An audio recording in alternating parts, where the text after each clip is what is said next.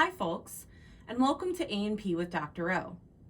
In our video here, we're going to take a look at an inferior view of the brain, and we are going to focus on the olfactory bulb, the optic nerve, and then some other structures associated with that optic nerve.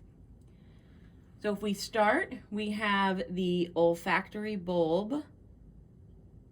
There's two of them, so we have those on either side here.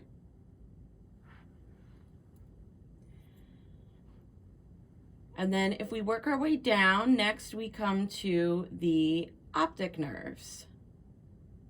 Again, one on either side, because our cranial nerves are going to be found in pairs. Now with the optic nerve, we're also going to note the optic chiasma and the optic tracts.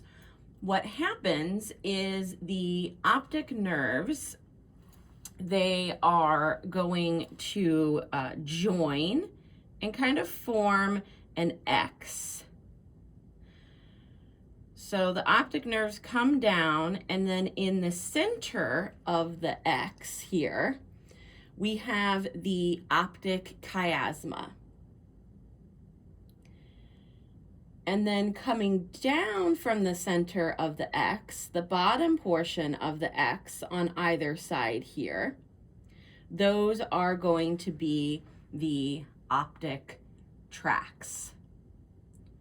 To recap, we have our pair of olfactory bulbs. Then we have our pair of optic nerves.